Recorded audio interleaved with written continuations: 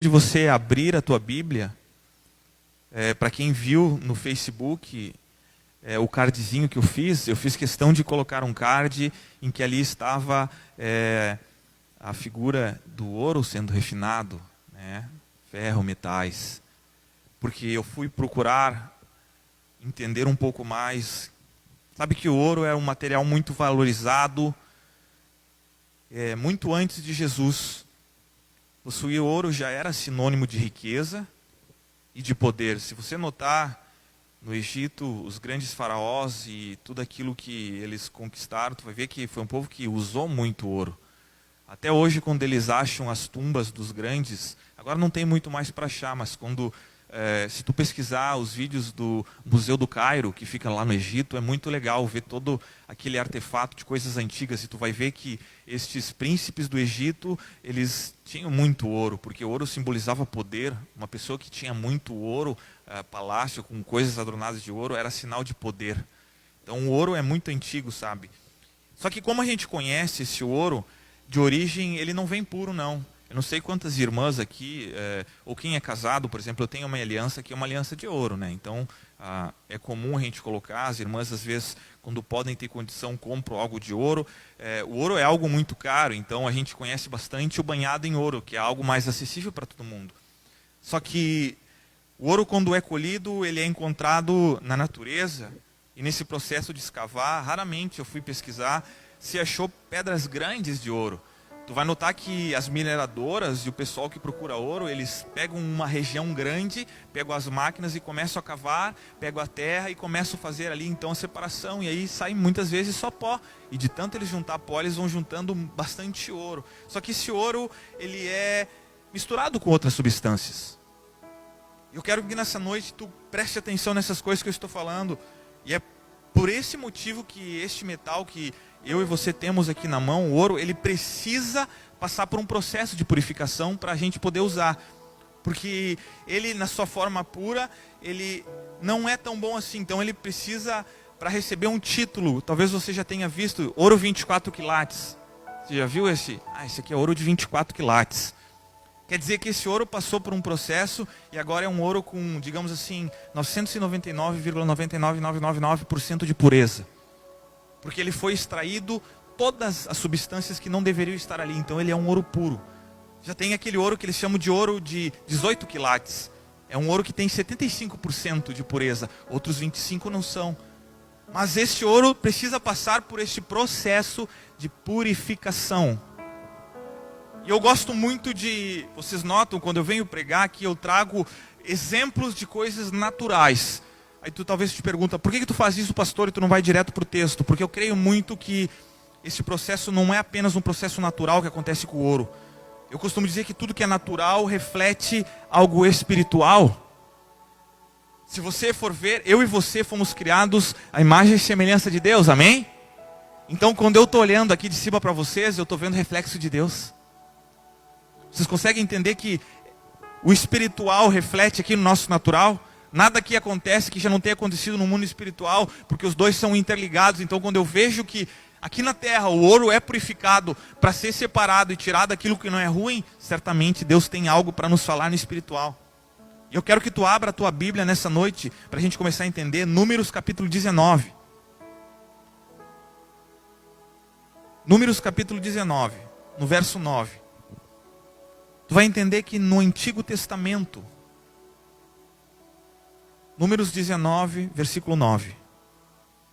No Antigo Testamento foram introduzidos rituais de purificação, por meio dos quais as pessoas simbolicamente se tornavam purificadas dos seus pecados, por obediência à orientação de Deus. E aí aqui a gente vai ler no versículo 9.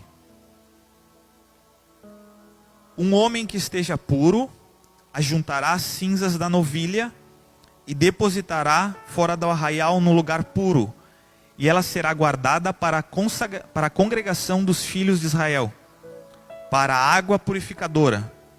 É a oferta pelo pecado. Agora tu vai para o versículo 18.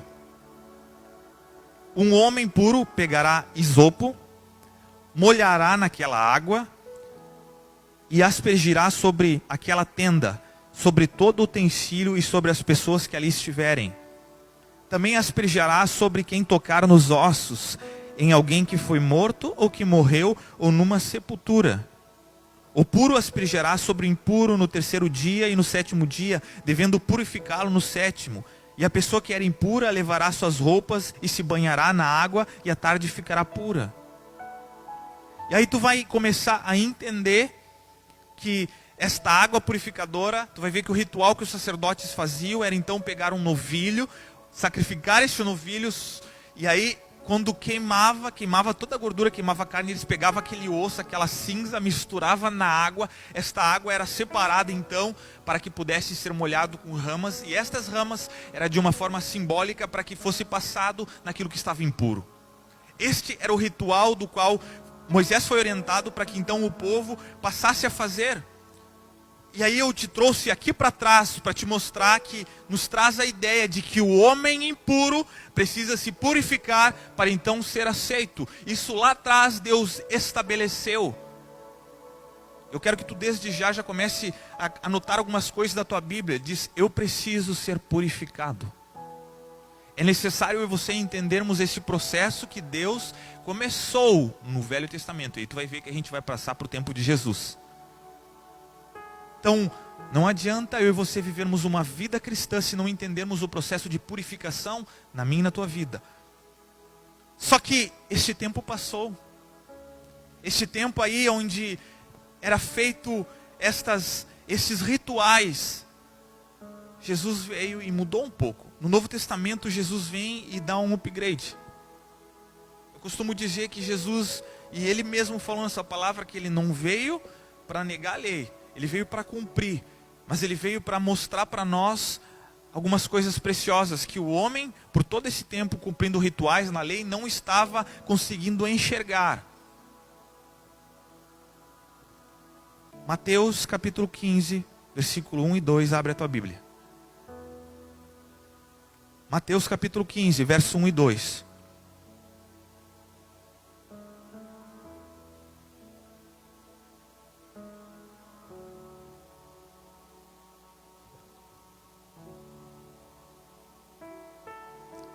Então alguns fariseus e escribas vieram de Jerusalém até Jesus e perguntaram: por que os seus discípulos transgridem a tradição dos anciãos, pois não lavam as mãos quando comem? Começou a haver ali uma discussão entre os fariseus, os antigos escribas, sobre os discípulos de Jesus, porque como nós lemos, naquela época existia uma série de rituais e coisas que eram cuidadas. E se tinha uma coisa aqui que eles estavam questionando Jesus, era isso. Imagina os discípulos comer com a mão suja sem lavar a mão.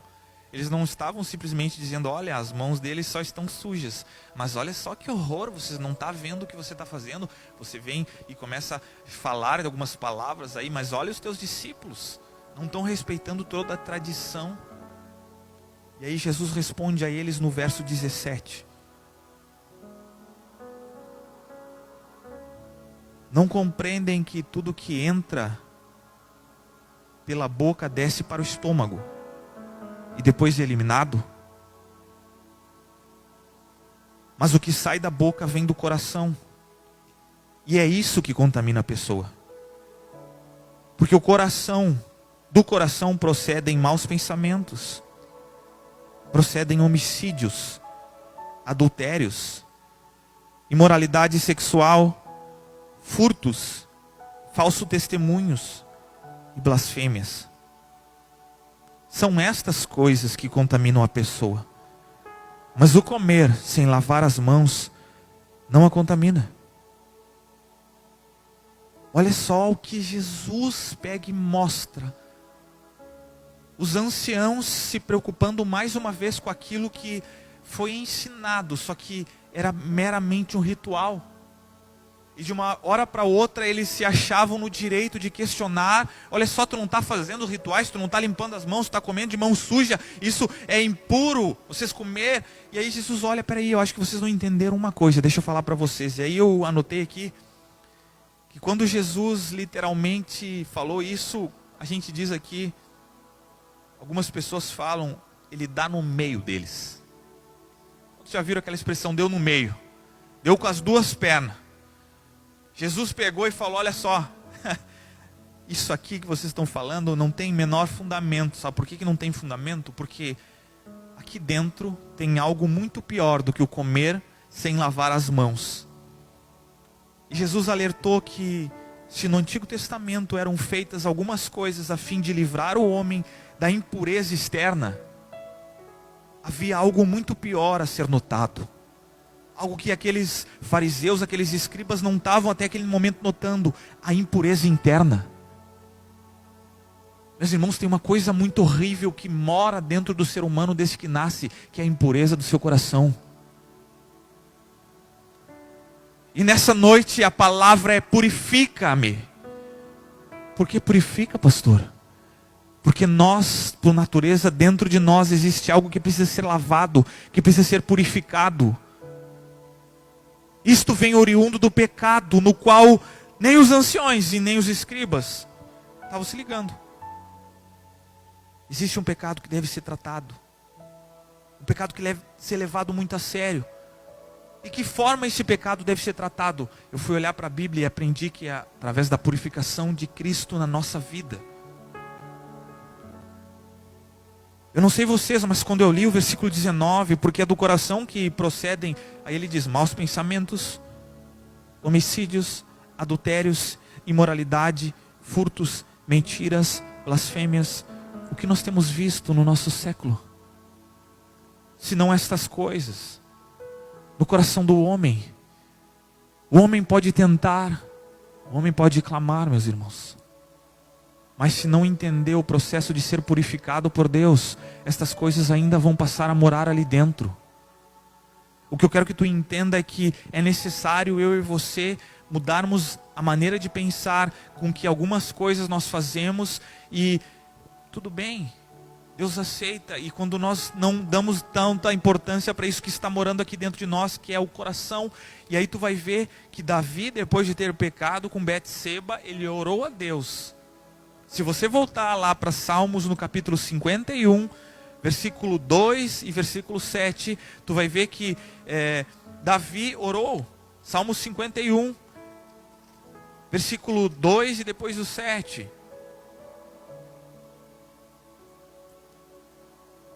Lava-me completamente da minha iniquidade e purifica-me do meu pecado. Aí no verso 7 ele vai falar da seguinte maneira: purifica-me com isopo e ficarei limpo.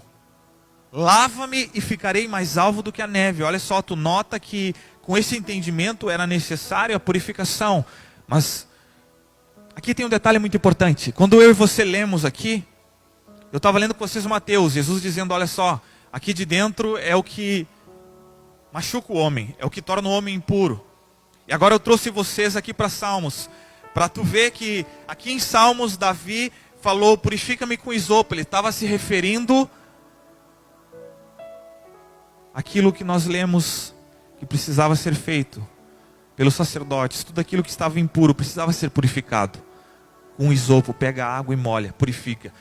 Davi aqui olhou e entendeu que precisava e tinha feito algo de muito errado. E para ele ser aceito, conforme mandava a tradição, era necessário um ritual de purificação. Ele estava tão triste que ele sabia que para que as outras pessoas olhassem para ele e pudessem enxergar que ele estava um homem purificado, era necessário ele passar. Então ele ora: Deus, olha só, eu preciso que o Senhor restabeleça em mim, que o Senhor me lave da minha iniquidade e purifica do meu pecado. E aí ele cita: tu pega o isófamo e limpa-me, sabe, para que eu possa ficar limpo. Me lava e eu vou ficar mais alto que a neve. Porque esse era o entendimento. O isopo lavava a alma do homem através desse ritual. Mas aí Jesus, ele pega e começa a dizer para os anciões: olha só, não basta mais somente o ritual, tem algo muito pior que o ritual não vai tirar. Quando Cristo falou para mim, eu entendi, igreja. Quando eu e você simplesmente fazemos algumas coisas por rituais, isso não nos limpa. Se nós não formos de encontro a Cristo, de encontro ao fogo que purifica a nossa vida. Toda vez que eu e você levamos na brincadeira e viemos apenas por um culto para adorar, sem entender que a gente precisa nos purificar diariamente, de aproveitar a oportunidade em que viemos ao culto para não só receber a palavra, mas para dizermos: Jesus, me purifica. E aí eu voltar para minha casa e na segunda-feira eu dizer: me purifica. E na terça-feira eu dizer: me purifica. E na quarta-feira eu dizer: me purifica, me purifica. Porque sem esse entendimento que eu e você temos algo que é horrível aqui dentro e que mora. Ai, pastor, mas Deus já não morreu por nós. Aquilo que Ele fez lá na cruz já não foi suficiente. Foi. Mas se tu não pedir diariamente para que Deus venha purificar o teu coração, eu e você podemos recorrer no erro de achar que está tudo tranquilo. E aí a gente pode, em determinado momento, agir como esses anciões, como esses escribas, e começar a apontar para os outros: olha só a vida que ele está olhando, olha só, está fazendo tudo errado. E a gente não olha para dentro. Quando aqui dentro mora coisas que precisam ser alteradas. A gente sabe então que Jesus morreu naquela cruz. Foi o verdadeiro sacrifício, para que as pessoas possam ser lavadas e purificadas. Eu quero que tu abra em 1 João, no capítulo 1.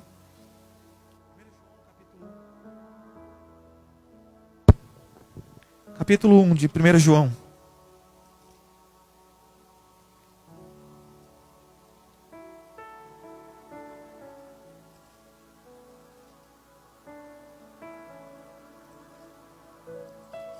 Verso 9.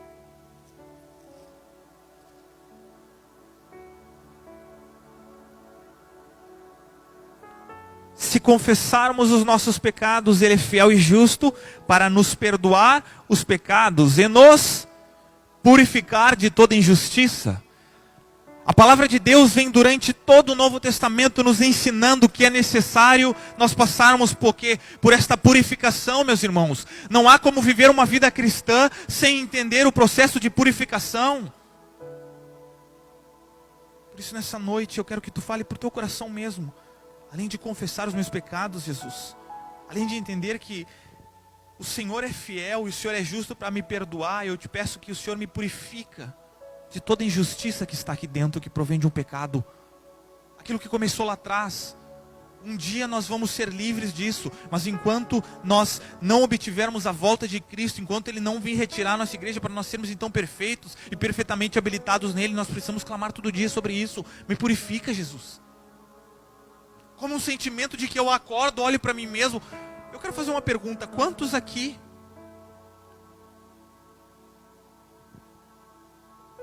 no final do dia, após o seu trabalho,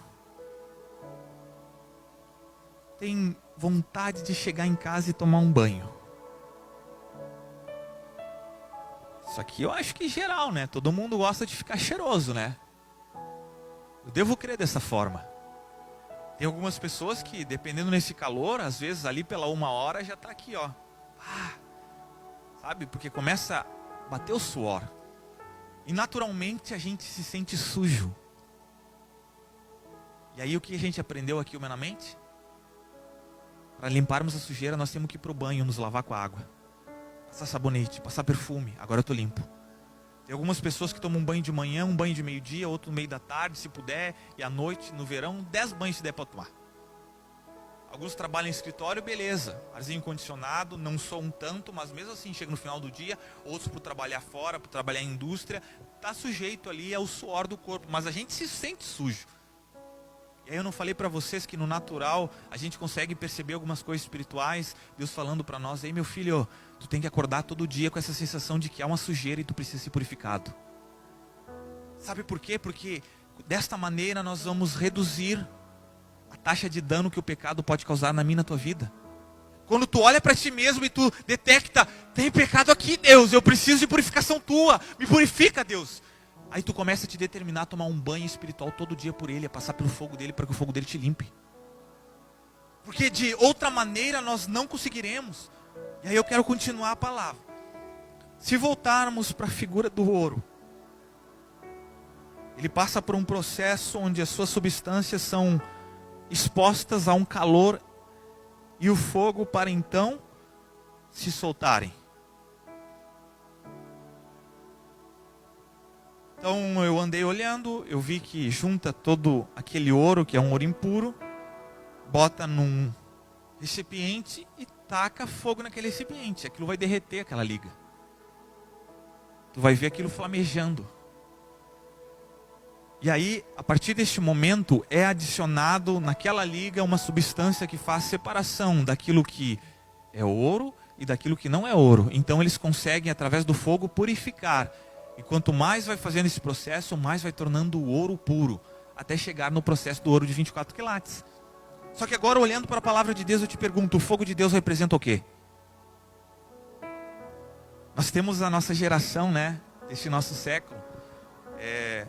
Até vai ser engraçado, talvez o dia que eu for velho, eu não sei como vai ser as músicas do tempo, mas a gente vive na geração que é chamada do worship. É uma palavra em inglês, adoração. Mas é esse estilo musical que nós tocamos. E aí eles gostam muito de colocar fogo, queima, arde. Ou se tem uma geração que tanto escreveu sobre fogo, tanto escreveu, só que talvez sem esse entendimento que o fogo de Deus, ele tem uma representatividade na Bíblia. E o que ele representa na Bíblia? Senão o julgamento e a purificação.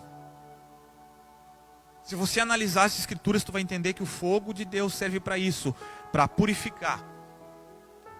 Se o ouro, quando é refinado no fogo, todas as impurezas são destruídas, fica apenas o ouro. E com Deus, quando a gente pede para purificar, a gente canta, acende o fogo, queima, queima, queima, queima. Mas não é para ter uma chama acesa simplesmente. Essa chama tem um propósito na minha e tua vida. Toda vez que tu fecha o teu olho e tu diz, Deus, queima no meu coração, queima na minha vida, arde em mim. Tu entenda que o fogo dele é um fogo que vai passar para a tua purificação. E através desse fogo aqui, coisas na tua vida vão sendo eliminadas. Em que Deus vai tratando a tua vida e vai te tornando mais puro, mas com aquilo que tu deve ser. Então a gente canta, acende, queima, queima, acende. Então o fogo de Deus em nossas vidas vem para destruir o pecado. Aquilo que Jesus disse, olha só, o que contamina não é o que está fora, porque isso aí a gente come e vai depois. Mas o que está aqui dentro, isso precisa de fogo de Deus. Quantos nessa noite desejam dizer, Deus, me purifica? É necessário eu e você, no nosso coração, clamarmos por essa purificação. Só que aí eu comecei a analisar e entender que o fogo, ele serve para destruir ou para purificar. Se eu pegar uma casa de madeira e tocar fogo, o que acontece, Zé? Um estrago enorme. Em algumas casas vai ficar só a parte do banheiro, que às vezes, ou a cozinha, que é a parte que constrói um tijolinho. Mas derrete tudo, queima. Fica só cinza. Mas o fogo no ouro, ele tem outro papel, de purificar. E aí eu comecei a entender que quando o material é ruim, o fogo destrói. No caso do ouro, ele vai ficar ainda mais fino. E em nós, quando o fogo do Senhor Jesus vem, ele vem para nos destruir ou para nos purificar? Para nos purificar, né, igreja? Toda vez que eu e você passamos pelo fogo de Deus, ele vem para nos limpar. Eu quero que tu volte ali para Mateus, no capítulo 3, verso 11. Mateus, capítulo 3, verso 11.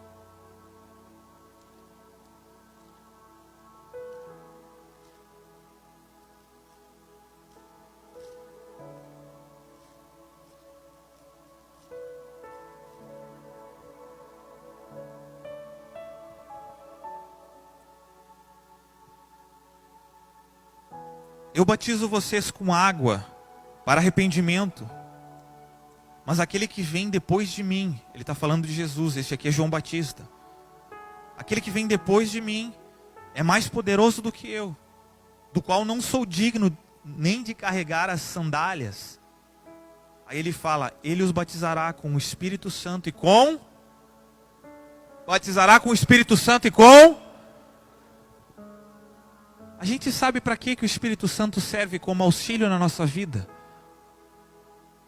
Mas tu nota que vem um processo, é um conjuntinho que Deus preparou para nós? Ai, pastor, mas eu só quero o Espírito Santo, esse papo do fogo eu não quero não. Será impossível, igreja, eu e você passarmos aqui nesta terra sem receber esta purificação de Deus, para então nós experimentarmos qual é a boa vontade agradável de Deus na nossa vida. Tem muito crente aí que só quer o Espírito, só quer o fogo de palavra, mas de fato não entendeu que é necessário passar pelo fogo, passar por essa purificação. Não somente o Espírito Santo seria derramado, mas este fogo para purificar e para julgar acima de todas as coisas a obra de cada pessoa. O fogo vem, ele purifica. E quando ele purifica, no caso do ouro, ele começa a mostrar, começa a trazer para cima e fica claro aquilo que é ouro e aquilo que é impureza. Tu acha que não é assim que acontece na minha e na tua vida? E tu não acha que esse é o processo que há de acontecer no dia da volta? Eu quero que tu abra em 1 Coríntios no capítulo 3, verso 11. 1 Coríntios, capítulo 3, verso 11. Tu vai ver Paulo falar aos Coríntios. E uma das coisas que ele cita é muito interessante.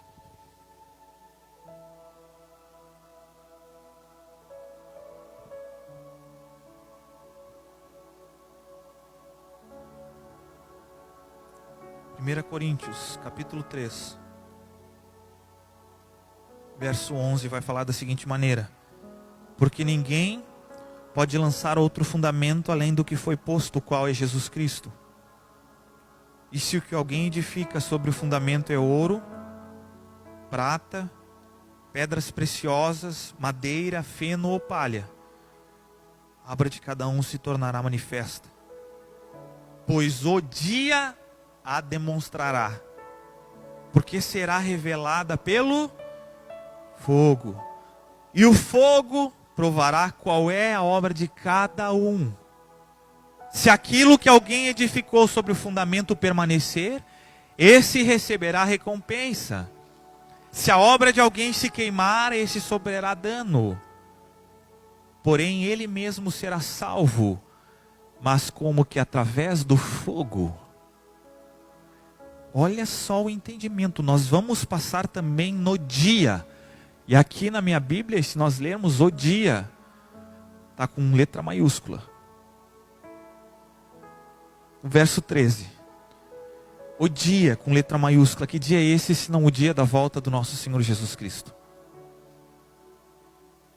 Nós vivemos num tempo em que ainda temos esta oportunidade, meus irmãos, de clamarmos a Deus para que Ele diariamente possa nos moldar. Mas vai chegar aquele dia lá, um D maiúsculo, onde o pai vai dizer para o filho: meu filho, eis a hora. Quando o filho vier, as obras de cada pessoa serão provadas, seja ela obra de ouro, de prata, de palha, de feno, de madeira. E aí vão ser expostas para saber se aquilo é bom ou é ruim, se aquilo realmente é puro ou é contaminado. Aquilo que é puro vai permanecer, aquilo que é contaminado vai ser jogado no inferno. Mas a gente não quer ouvir isso. Ah, pastor, tu que está falando, né, que a gente não quer ouvir, mas sinceramente, irmãos, tudo que a gente tem visto nesses dias é o processo inverso. Eu citei de manhã, no sábado, não sei se alguém de vocês ouviu o programa do Geração FB, o Charles falou algo muito interessante. No programa de sábado a gente falou sobre o evangelho pós-moderno. Esse pós-modernismo que estamos vivendo, será que o evangelho mudou? Será que ele se alterou? Por que eu fiz este questionamento e propus este tema? Porque eu tenho visto tantas coisas, tanta pregação, meus irmãos. E aí eu não sei quantos de vocês viram de um pastor que disse que a Bíblia tinha que ser atualizada. Misericórdia. De um pastor dizendo que, por exemplo, o livro de Amós não era um livro que devia ser levado a sério, que tinha muita coisa aqui que era passada e que nós deveríamos atualizar, porque senão como nós iríamos trazer as pessoas para perto, como nós iríamos alcançar elas? Então altera a Bíblia que é melhor. E aí o Charles falou uma coisa, sabe o que é isso?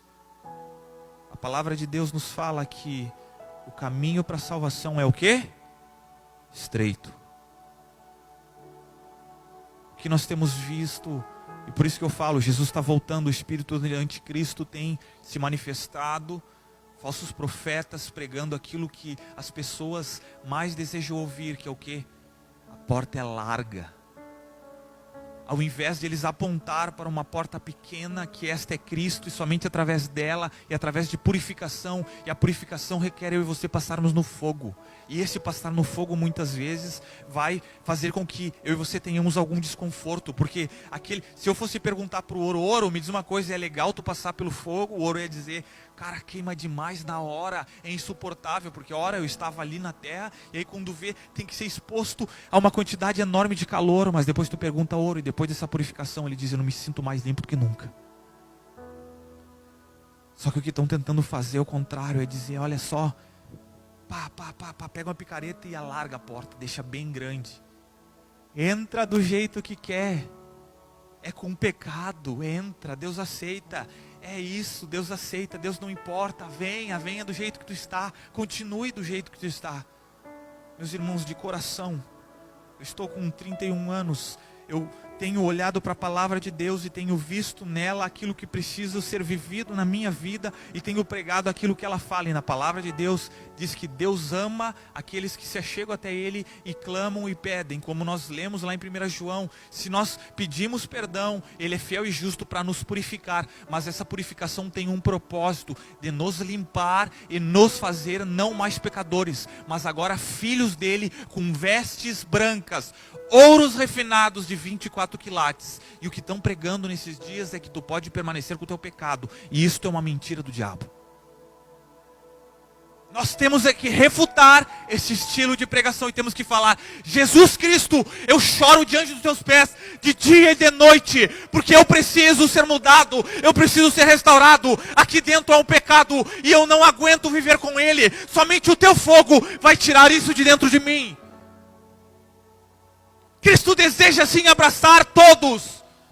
Não há um sequer que Deus não morreu nessa cruz, mas Deus morreu para purificar toda a humanidade do pecado e ter estes assim limpos por Ele. Nós devemos dizer não a uma igreja que anda com pecado dentro. Nós devemos dizer não a pregadores que pecam em cima do altar. Devemos dizer não a bandas, a ministros que pecam em cima do altar. Deus nos chama para ser nesses últimos dias igreja santa. Deixa eu falar uma coisa, irmãos. Jesus vem para buscar uma noiva branca, vestida, imaculada. Aqueles que se lavarem pelo sangue de Cristo.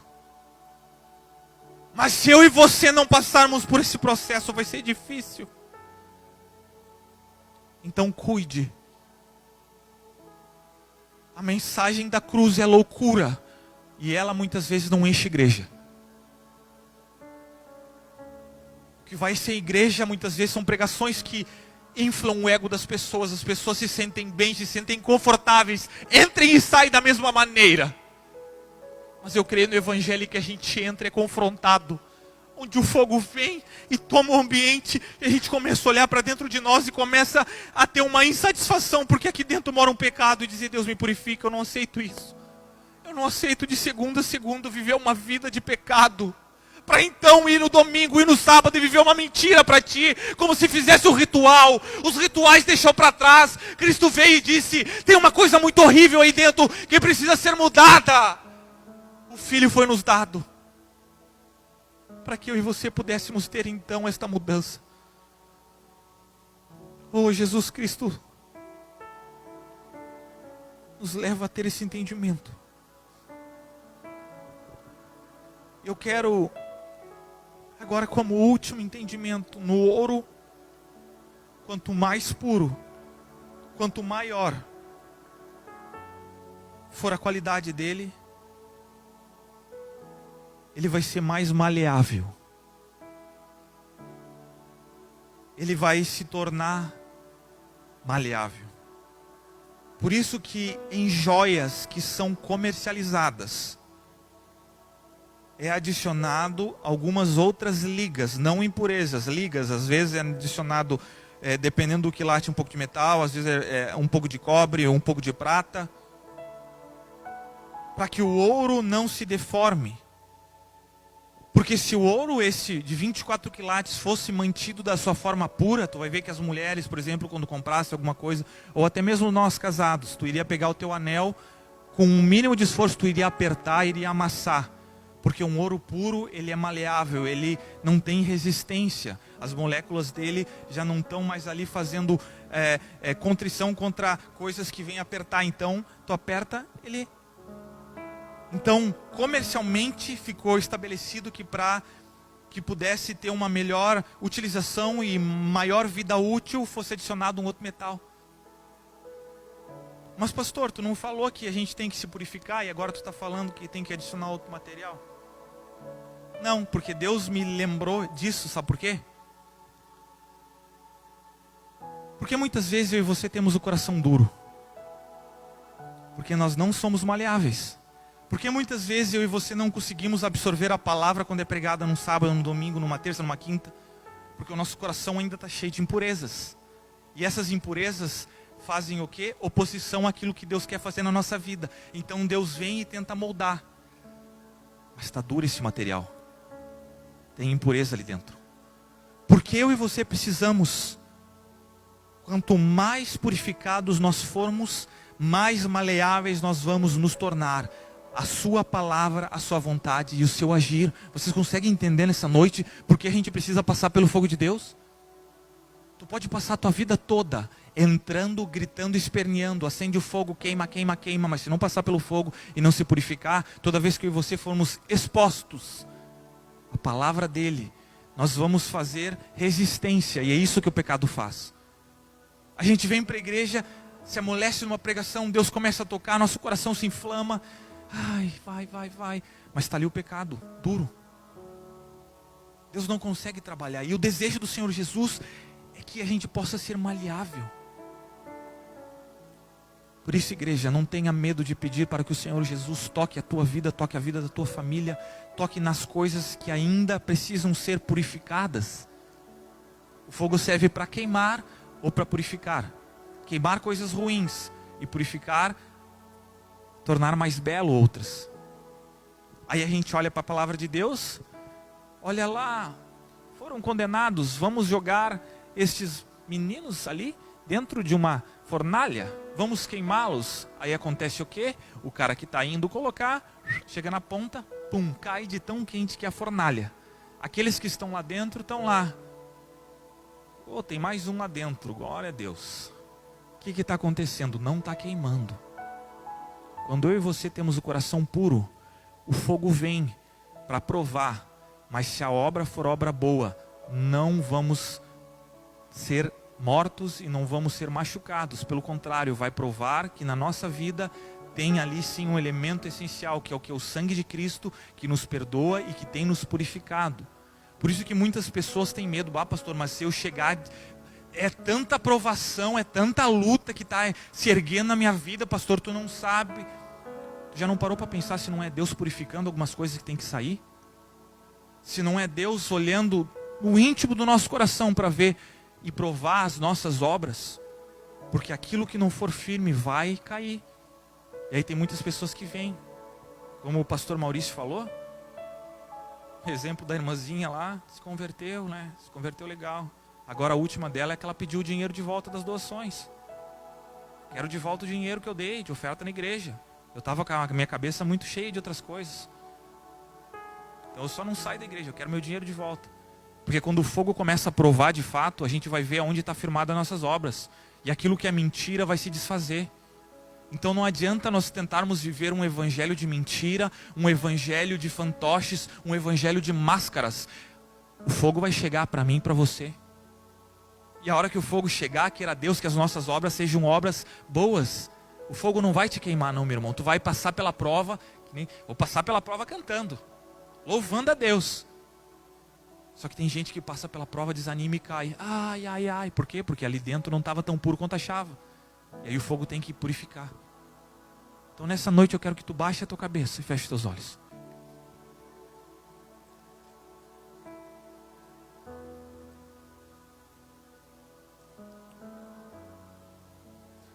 Temos que ter então um entendimento, igreja, de que precisamos pedir para que Deus nos purifique. Precisamos pedir para que a mão dele se estenda, a sua misericórdia se chegue até nós. Esta não é uma mensagem de forma alguma de acusação. Nós temos que ser gratos em Deus nos dar essa oportunidade de passarmos pelo fogo dele, porque o fogo dele vem para nos limpar, para nos curar, para nos sarar. Deus não quer que nós falamos só da boca para fora, acende, Deus queima, purifica-me. Mas se nessa noite tu puder falar estas palavras de todo o teu coração, pedindo, Deus, não é só um ritual. Este culto não é um ritual que eu faço. Eu quero realmente que o Senhor altere coisas aqui dentro.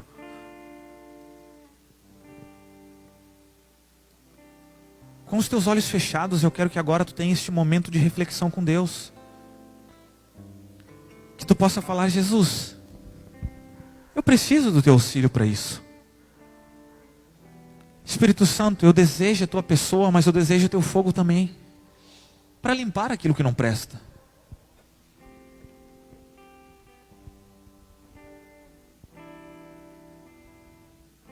Para que eu e você um dia, no dia, em D maiúsculo, possamos um dia, quando a trombeta tocar,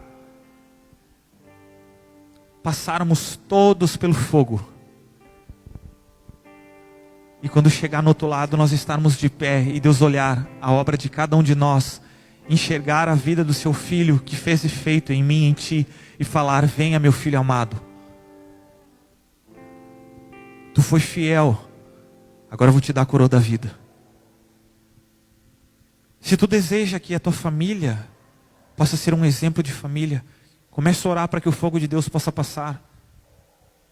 Maridos e esposas que possam orar junto, dizer que o fogo de Deus possa passar no meu casamento. Filhos possam orar dizendo que o fogo de Deus possa passar sobre a minha vida.